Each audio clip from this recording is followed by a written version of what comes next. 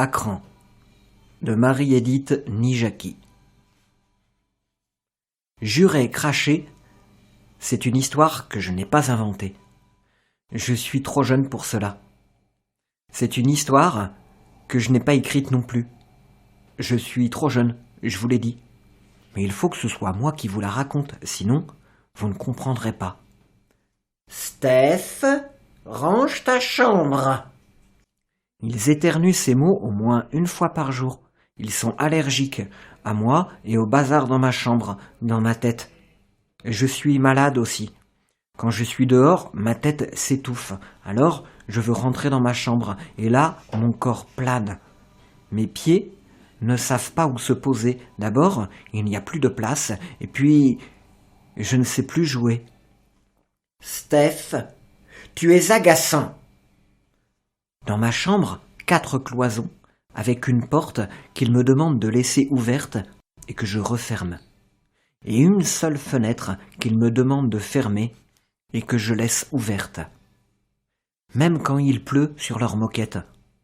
Dehors aussi, il pleut sur leur pelouse chérie et ils n'en font pas toute une histoire. Pourquoi fermerais-je cette fenêtre ? J'ai besoin de sortir quand je veux, quand la lune est là. Et même quand la nuit me noircit les yeux. Je ne peux pas dormir, j'attends, parce que mon berceau n'est plus là, et que la chambre est trop grande. C'est pour cela que j'éparpille nos affaires. Oh ! J'ai dit non. Le plus souvent, je préfère quand même rester dans ma chambre. J'ai peur de la quitter des yeux, surtout la nuit. Sinon, ils viendront encore. Mais que pourraient-ils prendre ? Moi ? Oui, volez-moi ? J'ai peur et je m'accroche au mur devant lequel j'ai aligné les nounours. Nous sommes des guetteurs, je les frappe. Vous n'avez même pas réussi la première fois.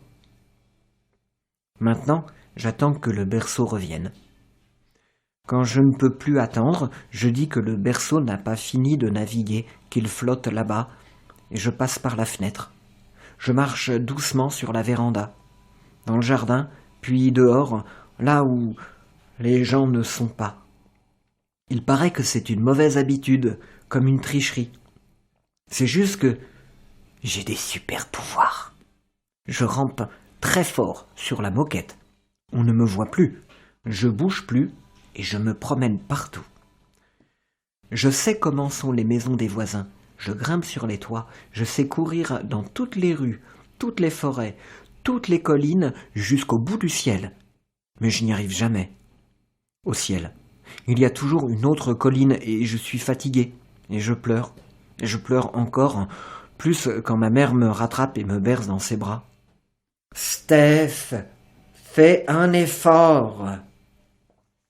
Pourquoi est-ce que je ne regarde pas où je mets les pieds ? Parce que le ciel m'attire, alors je ne veux pas du tout y aller. Là-haut, il y a plein de gens que je ne connais pas, qui nous observent sans arrêt et qu'on ne voit pas. Moi, je regarde surtout les arbres et les dernières branches qui planent comme les ailes d'un oiseau qui n'arrive pas à décoller. Il ne peut pas, lié comme il est. Et j'essaie de deviner qui est la plus haute feuille. La dernière feuille en haut de l'arbre. Le sait-elle qu'elle est la plus haute ? En danger, les feuilles des arbres, c'est comme les enfants de toute la terre. Certains sont en haut et d'autres sont perdus au milieu ou par terre, mais ils ne le savent pas. Et ceux qui se sont envolés ne l'ont pas fait exprès. Pourquoi les grands font-ils comme s'ils ne voyaient rien ? Je n'aime pas le macadam sur la route, trop droite. Le matin, je préfère courir en zigzag pour écraser les diamants dans l'herbe, finir avec les chaussettes en lessive et les pieds gondolés, puis revenir avant l'heure parce que l'instit n'a pas aimé les 2 flaques. Tu te comportes vraiment comme un bébé, a-t-il dit. Parfois, je crois qu'il a deviné. Il est le seul. Steph, ne sois pas arrogant. Dans la queue de la boulangerie, j'ai dit à une vieille dame qu'elle puait. Les autres m'avaient marché dessus, mais elle m'avait souri. Donc, elle était d'accord. Elle était peut-être sourde. Dans une boulangerie, les gens sont toujours méchants entre eux, et surtout avec les enfants. Ils veulent passer avant. Moi, je n'ai pas été méchant. J'ai suivi l'ordre et j'ai dit la vérité. Il faut respecter l'ordre, comme pour aller au ciel. Les vieux d'abord, les jeunes après, et les moins jeunes encore après. Parfois, les trop petits se font avoir dans la file. Ils s'envolent par surprise. Et les parents ne disent pas les vérités. Ils exigent de l'ordre, du « range ta chambre ». Je la rangerai quand ils auront compris. « Steph, reste tranquille ». C'est écrit suractif sur mon carnet, c'est à la mode. Si je ne veux pas m'asseoir, si je saute sans cesse, c'est parce que je piétine sur mon passé et que personne ne m'a expliqué mon futur, alors je déraille. De toute façon, j'ai le cœur désaxé, pas normal. Soi-disant, comme tout le monde, d'après l'image du dictionnaire. Fausse la leçon. Comment peut-on vivre avec un cœur de travers? C'est pour cela que le berceau s'est envolé. Son cœur n'a pas supporté d'être sur le côté.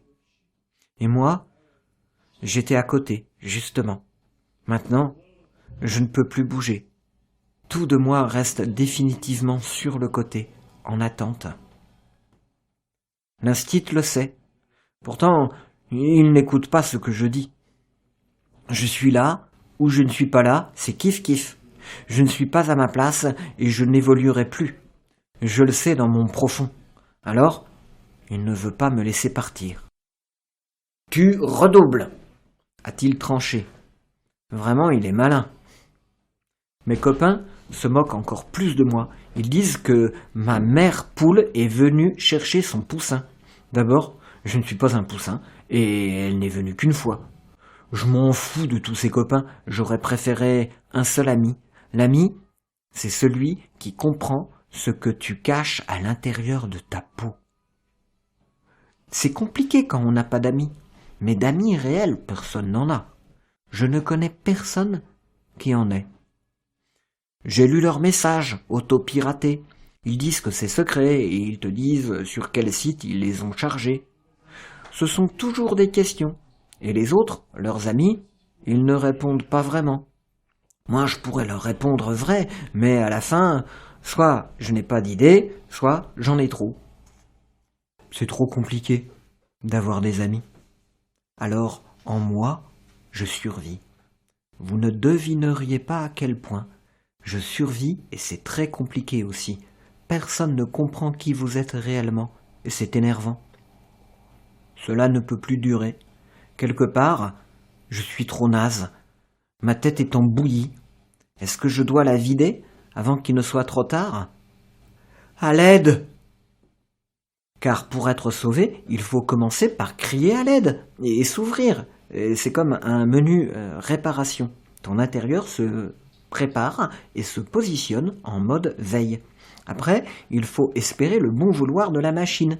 J'ai allumé mon ordi, j'ai rallumé ma cervelle et le bug s'est résorbé. Un miracle. Grâce à quelques mots qui m'étaient enfin destinés. Un message clairement pour moi. Simplement quelques mots de ma mère. Enfin, de longues phrases quand même, que j'ai décidé, pour une fois, d'écouter un peu plus. Une semaine après le coup de la mère poule, elle tenait une lettre à la main. Mon grand, ne crois pas tout ce que disent les adultes. Ton maître se trompait. Tu as tout à fait ta place au collège. Je suis fier de toi. Et tu sais, le petit, là-haut, aussi. Je n'y croyais pas. Attention, je croyais déjà que les adultes mentaient. Je le savais depuis longtemps. Mais nouveauté du jour, je ne croyais pas que ma mère croyait en moi. Le moi de celui qui est resté en bas. Sur le coup, cela m'a chauffé à gauche et j'ai tout de suite pensé à mon cœur. J'ai eu peur de devoir m'envoler à nouveau. Et puis, j'ai eu mal au cœur. Pas le vrai cœur, non. J'ai eu mal à vomir.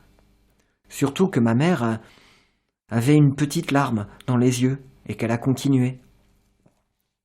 Tu entreras en 6e, et c'est une étape importante. C'est comme un nouveau début. Plus tard, tu auras souvent de nouveaux débuts. C'est ainsi pour avancer dans la vie. Il faut toujours fermer une porte pour en ouvrir une autre, mais cette fois est spéciale parce que tu ne seras plus le même garçon. Bien sûr, tu seras toujours Stéphane, Steph pour nous, mais tu vas comprendre beaucoup de choses qui vont changer ton regard sur la vie et sur ta vie. Mon grand, je voudrais que tu n'oublies jamais que, quelles que soient les difficultés, et je te préviens qu'il y en aura, ton père et moi serons là pour te soutenir. Tu comprends ? Ma tête s'est sentie obligée de dire oui, et je me suis sauvé. Dans ma chambre, et j'ai pleuré. Pleuré, assis contre la porte. Après, quand j'ai voulu me lever pour aller vers la fenêtre, j'ai vu tous les jouets par terre et j'ai vu tout ce foutoir dans ma tête. J'ai compris, un peu, que je devais faire de l'ordre dans moi-même. Il fallait que je range mes vies, il fallait que le grand avance là où il était attendu, et que je suicide maintenant le petit. Alors, je me suis envoyé comme un dernier mail télépathique. Promis, c'est le dernier. Il faut que je te quitte. Il faut que tu me quittes. Ta place n'est plus ici. Ta place n'est plus en moi. J'ai fait ce que j'ai pu pour que tu survives, mais j'ai 11 ans maintenant, et je sais. Tu n'es qu'un fantôme. Tu ne vivais que dans ma tête, celle de moi, ton frère qui a 8 ans de plus que toi. Non, 10 ans de plus maintenant, puisque cela fait 10 ans que tu t'es envolé dans ce berceau qui a disparu et que le compteur s'est bloqué pour toi. Je me souviens, et mes yeux aussi qui me brûlent. Tout est là, derrière ma gorge, qui ne peut plus avaler parce que j'ai pas oublié. C'était la nuit, quelque chose m'a réveillé, comme un bruit de silence. Je me suis levé, en passant devant ton berceau, j'ai remarqué que tu avais les yeux ouverts comme 2 lunes givrées, comme si la lune par la fenêtre s'était fendue dans tes yeux. Je t'ai bercé pour que tu te rendormes, mais tu n'as jamais fermé les paupières, plus jamais. Et j'ai été obligé, ne me demande pas pourquoi. Je suis passé dans tes yeux et tu es passé en moi. Et j'ai continué l'histoire.